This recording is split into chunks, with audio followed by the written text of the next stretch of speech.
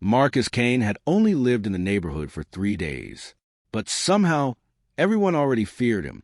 Nobody knew exactly what he did before moving here, except that he carried himself like a man who survived hell.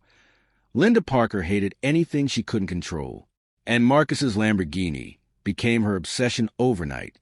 To her, expensive cars represented arrogance, and she was determined to remove it from her neighborhood.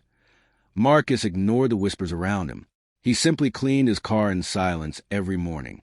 The discipline never left him after the war. Routine kept his demons under control. Linda finally confronted him face to face. She claimed the Lamborghini violated HOA regulations.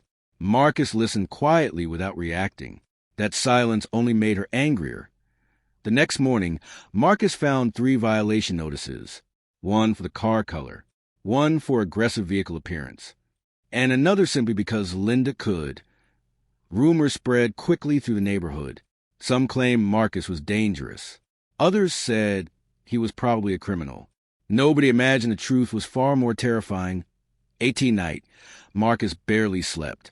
The war still followed him home. Every medal on the shelf carried blood behind it, and peace was something he no longer trusted. Linda gathered the HOA board that same week. She demanded immediate action against Marcus.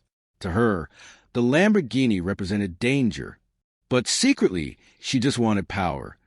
That night, someone approached Marcus's driveway. The neighborhood was completely silent. Security cameras quietly recorded everything, and a terrible mistake was about to happen. Linda completely lost control. She swung the hammer directly into the windshield. Glass exploded across the driveway, and the entire neighborhood froze in shock. One neighbor captured everything on video. Linda didn't even try to hide it anymore. She believed HOA power made her untouchable, but she had no idea who Marcus really was.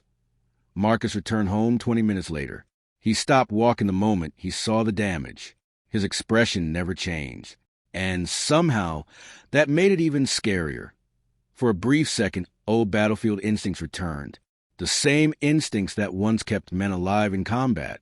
Marcus took a slow breath, then calmly pulled out his phone. Police arrived faster than expected. Several officers immediately recognized Marcus. Their body language changed instantly. Even Linda noticed it.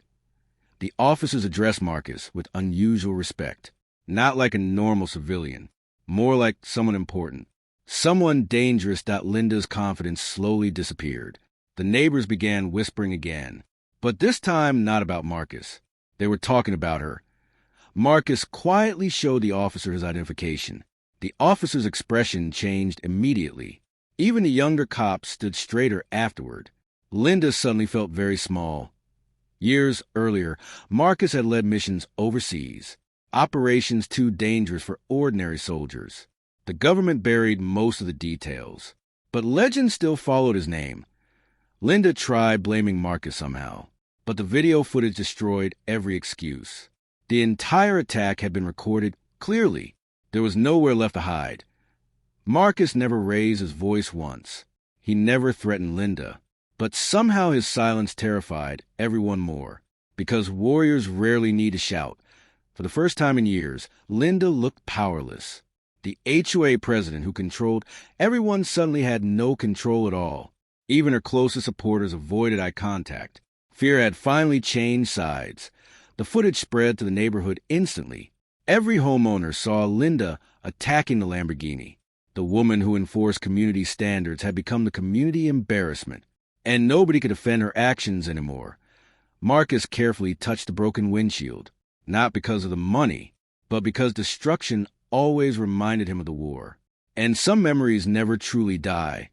Years ago, Marcus had carried wounded soldiers through enemy fire. He saved lives while risking his own repeatedly. Back then, survival mattered more than fear. Now he was fighting a completely different kind of enemy. The HOA meeting collapsed into chaos. Residents demanded Linda resign immediately. People were tired of her controlling behavior. Marcus's incident had finally exposed everything. The next morning, Marcus received a visitor. A high-profile attorney stepped out of a black SUV. Apparently, Marcus had already prepared for situations like this. And Linda was nowhere near ready for what came next. Linda's hands trembled as she opened the legal documents. The repair costs alone were devastating. But the lawsuit went far beyond the car damage. Marcus was coming after the HOA itself. The neighborhood slowly turned against the HOA board. Residents removed signs and canceled meetings. Years of fear and control were finally collapsing. And Linda had nobody left beside her. Marcus never enjoyed conflict. After the military, all he wanted was silence and peace.